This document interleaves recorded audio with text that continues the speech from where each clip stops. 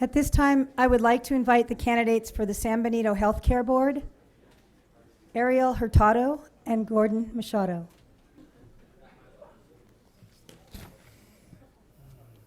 Welcome. We will begin with an opening statement, and Mr. Hurtado, you have the honor of the first statement. Yeah, it's Dr. Hurtado. Doctor, thank you. Hello, everyone. I'm Dr. Hurtado, Ariel Hurtado. I'm currently the chief of surgery over at the hospital. I was born and raised in Hollister. I came back after my training because one of the goals I made when I went into training was to come back and serve my community. So I'm back. I've been here for 5 years. I brought my kids back with me to raise them where I grew up. I am running for this board because I want to use my experience, my training, and everything I've learned over the years to improve the quality of the hospital. I'm there every day, and I want to make it a better place. Thank you. Mr. Machado, you're on. Good evening. As the other candidates, I certainly would like to thank BenitoLink and the Farm Bureau for presenting this. I see some people have left the audience. I'm sorry about that. I hope I don't take it personal. Anyway, I've been involved in the community for years and been on the hospital board. I am an incumbent and I'd like to stay there. I think there's a lot more that has to be done within the facility itself. I think we're in a good role right now. Over the last 10 years, it's almost changed completely to what it was 10 years ago. There's other things that can be done, and we're going to talk about that later. So, Thank you. We'll begin with our first question, and it will be addressed to you, Mr. Machado. What do you think is the role of the board in overseeing the hospital?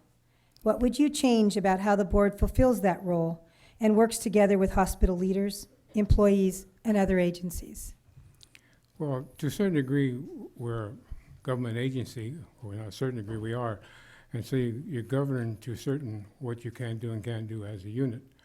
But I think throughout the years, you can have the opportunity to get involved even with subcommittees as an individual or with a partner of another board member. Go into the department head meetings, maintenance meetings, wherever you wish may be. Not that you participate and give direction, but you can get the overhearing of what is needed and bring it back to the board level and be more aggressive in what you think some of the corrections may be. Again, I don't think it should be micromanaging, but I think whether there's a concern, you should speak out and very loudly. Thank you. Dr. Hurtado. Thank you. Well, I see the role of the board, especially now that we have district elections, is to provide accountability for the actions of the hospital. It's a very large organization, multi-million dollars, so every small decision affects the community significantly. Right now, what I see is as a way that the board can help fulfill the role that it's supposed to play is, number one, by providing more accountability and transparency in some of the actions that we do. Part of that is going to be fulfilled by this new method of electing people through district elections. The other way that we would do this is by providing more benchmarks and guidelines, comparing ourselves to other hospitals. It is easy enough to do that now with the internet, where we can see what other hospitals are doing and keep ourselves up to the standard of care that's found in the Bay Area and in other areas around here.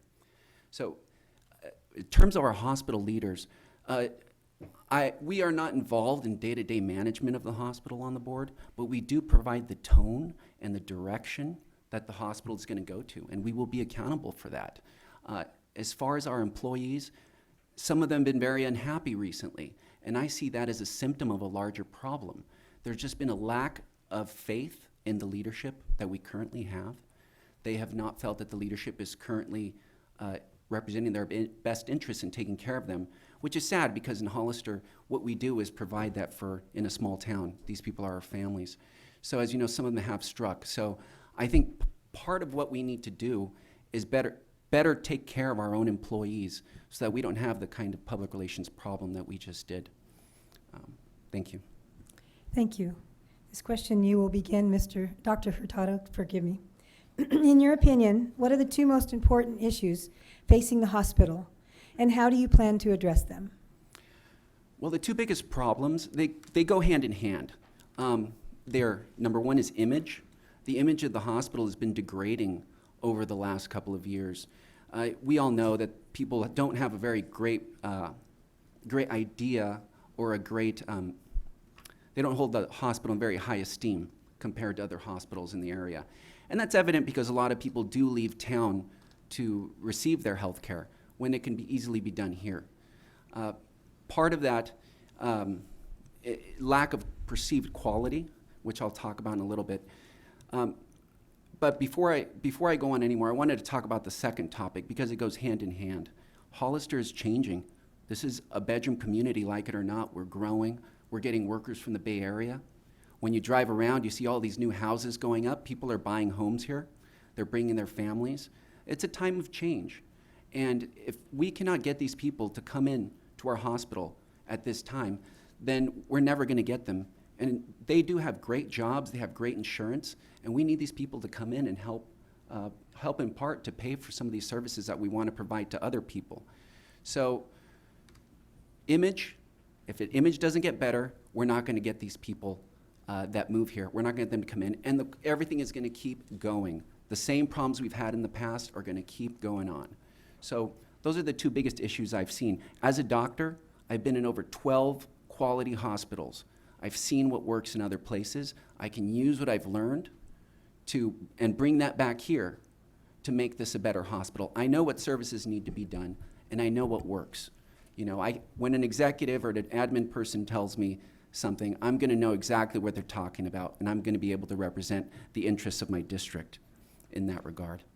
Thank you. Mr. Machado. I'm certain that we're at odds. In the last 10 years, which I mentioned earlier, the hospital has turned around completely. I have to agree with Ariel. Prior to that, there is, within our community, that feeling was very true. But the feelings I've received in the last year, 2 or 3 years now, are the reverse of that. People are very proud of what we have there. In regards to the remarks about the employees and their dissatisfaction, I know we went through almost a year of negotiations, and I think negotiations is really a two-party situation, and I'm certainly happy that it came to a conclusion. But one of the things that I have done for the image of the hospital, and I think it's very well received, I have taken people on tours of the hospital, different groups within our community, and once they see the internal operation of the hospital, what is there, because when you build brand new buildings as like we have in the last 10 years, new equipment is bought to replace the old equipment. You don't build a new building, put in old equipment. So that not only is new, it's all high tech. And we have a lot of equipment at Hazel Hawkins Hospital that people don't realize that in the Central Coast, high tech is there.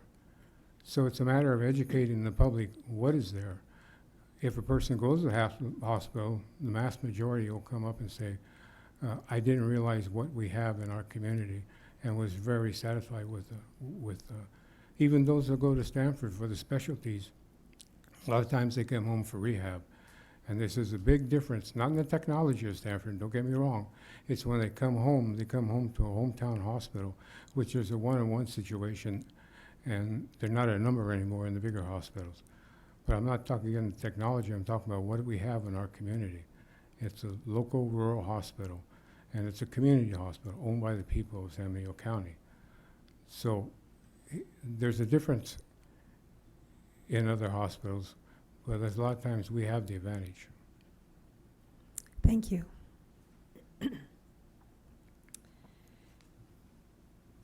Mr. Machado, this question is for you as well. How aggressive should the healthcare district be in seeking a major medical organization, for example, Stanford, Kaiser, or Sutter, with which to partner and run operations within their networks? I think it's very critical.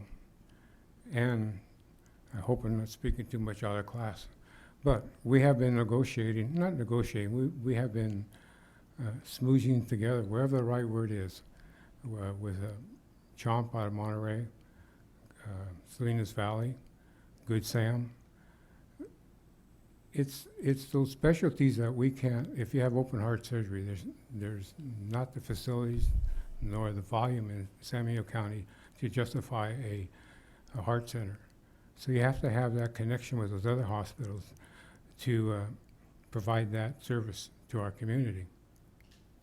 Good Sam is one that we already have a contract with. Good Samaritan in San Jose, we have a stroke program where with the technology today, we have a monitor. When a person comes in emergency, that monitor is put up straight up at the patient, and a neurologist comes online from Good Sam or somewhere in the West Coast, if need be, and analyze that person one-on-one, face-to-face. And saving of that is if there's no need, we had a policy of sending a stroke patient to do Good Sam as soon as possible, because stroke is critical. With the analytic part of a neurologist telemedicine, in some cases, and probably a good portion of it, they say, treat it, doing this and that, and keep them there. So it's not a situation where they go by helicopter to Good Sam and then they turn around and send them home. And now they gotta call the family and get a car ride and all that. So it's a good situation, telemedicine, but the connection between these major hospitals, I think is the future, and that's what we're looking at. We are already in that progress right now. Thank you. Dr. Hurtado. Yes. I completely disagree. Right now, you have to think about what these organizations want. Why do they want to come in and partner with Little Hollister? And what is the biggest problem that we have as a community? The biggest problem in the community is that people are leaving town to go for their health care. These companies, they're not coming here to manage the health of our population. They're not interested in how healthy you are. What they want is referrals. They want to suck patients out of here to go up there to San Jose. How long does it take to drive there? I don't want to have to drive up there for anything more than just basic medical care. What they want to do is turn this area into a referral center. When you do that and you lose patients, you also lose specialties. And as this hospital is the second largest employer in the county, when you start losing patient volumes, you start losing good paying jobs, both those that are directly employed by the hospital and those that are indirectly related, such as the billing companies that are around town. So I'm completely opposed to that. That to me is a failure of leadership to run profitable operations. It is an excuse. I want to hold our management accountable to run in the black, to do a good job and respond to the needs of this community. This is a district hospital owned by the people. Those buildings are owned by you, not by Stanford. We're not going to let them come in here and ship everybody out for everything. It's bad enough we are getting a reputation as a hospital that ships people out for everything. I don't want to add to that. My goal is to improve the health care of the people that live here. As a physician, I have seen what happens in these networks. I've said I've worked at over 12 very, very good top hospitals, and I've seen this. This is what they try to do. It is not in our best interests. Thank you. Again, Dr. Hurtado, the next question, please. How will you ensure that San Benito County residents will get competitive health care rates, quality service, and specialists for our health care needs? Oh, good question. This is the current trend in medicine in terms of reimbursement from insurance and big government payers when you receive a service is to reimburse the provider based on their quality, based on perceived value. And how do you get this perceived value? It's done by a lot of rating agencies that are specific to the industry. Number one is Leapfrog. Leapfrog, that's the big player. They rate our hospital based on criteria such as how good we take care of patients, how many complications we have, and their rating is what we use to negotiate better rates from insurance companies, which means that we'll get more money for the same procedure just by having a better rating. Our current rating is a C. A couple of years ago, it was much lower. I don't even want to say those words. Those words have never existed in my vocabulary. So because of this, we're negotiating lower rates and we're getting reimbursed less. So in order to do this, we have to provide more quality service. As a physician sitting on the board, I'd be able to set the tone and direction, educate my fellow board members about what certain technical terms mean, and the direction that we need to go in order to improve our rates. That's what we need to focus on. Once we get more money, we get more specialists. We get more people staying in town. It's a cycle, but it needs to start somewhere. It can't start with sending all of you guys out to San Jose for your health care. It's not fair. I have 3 little kids. I'm not going to be taking them out every time one of them gets sick out of town. I want to know that we can provide that here in town for them. Thank you. Thank you. Mr. Machado? Again, that's interesting. Leapfrog, who gave us an F, gave UCLA an F at the same time. UCLA, the largest hospital in Southern California, a teaching hospital, got an F, the same that we did. We got an F on that Leapfrog, which is a questionable survey company to begin with. We basically got an F because when they asked the questionnaires, and it was probably about 50 or 70 pages of questionnaire, when they come to open heart surgery, we had to put 0 because we don't do that. All these things accumulated together is the reason we got an F. I have no idea why UCLA got an F, but that's not a bad person to be in bed with UCLA, one of the leading countries and the leading hospitals in the community or the country. What we have been doing is bringing in more specialties in the last 3 or 4 years. Specialty doctors, such as Dr. Ariel's a specialty doctor as an anesthesiologist. In fact, I have the highest regard for him. I requested him 3 times for surgery on myself as an anesthesiologist. But what I'm saying I'm not sure I'll do it again. But what I'm saying in the specialties, we're trying to provide the best we can for what we can with our community. In the joint replacements, we do 4 or 5 joint replacements each and every week. People don't realize that. Knees and hips, and very successful. We have 3 orthopedics now doing that. We have other specialties. We just obtained a diabetes specialty, which is kind of a rarity. And we opened up the diabetes center within probably the end of the year, the first of next year. Diabetes and obesity, we're 3rd in California per capita as a county. So we're trying to address that as easy and fast as we can. We're fortunate that the Barragan family gave us $1 million to fund that. And of course, her husband was a victim of diabetes. But regardless of that, we're going as fast as we can to get those specialties to serve the community. Thank you. This concludes the questions. We will now move on to our closing statement. And Mr. Machado, you have the first closing statement. Well, the question is, why do I want to continue on the board? And I think I've been involved in the community over the years. I think healthcare is one of the things that somewhere in life, each and every one of us is going to be a recipient of healthcare. And when you provide that service, it's a great feeling when people come to you and said, you saved my life. The other day, a person came to me, a month ago came to me and said, you saved my life in the ICU, and he wanted to give me $50,000. I said, well, you're not giving me $50,000. But he said he wanted me to walk it through. It was a great, great feeling to know somebody cared that much about Hazel Hawkins Hospital. The other thing that Ariel mentioned, it's an $80 million annual budget, the hospital. That's a big corporation, 650 employees, as he mentioned, and we're 2nd in the county. So my background, I've sat here in this room for 12 years as city councilman, 2 years as mayor. I've been at the planning commission in the county for 8 years.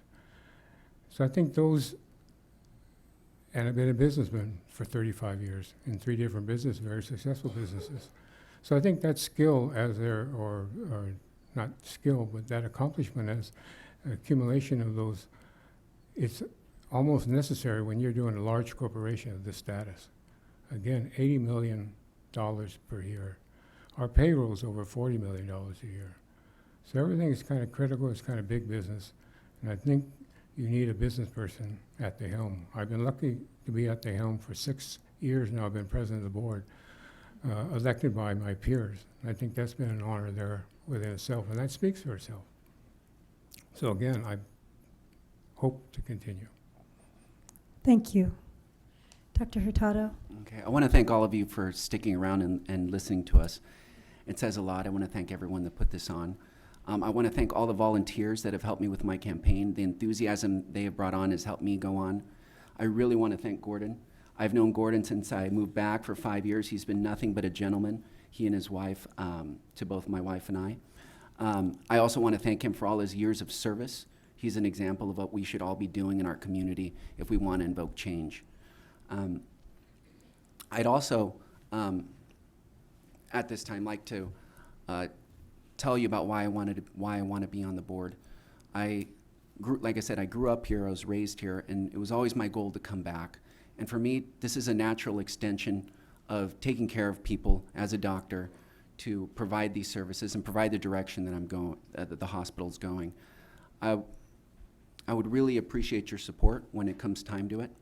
I think I can use my experience, my training, my education in healthcare, which has been extensive, to provide a different voice on the board. There are 5 of us, and I think that my input into all these medical decisions will improve the quality and the perceived quality that we have, and hopefully address some of the big issues that we have about healthcare in this county. Thank you. Thank you both. This will conclude your time. Thank you.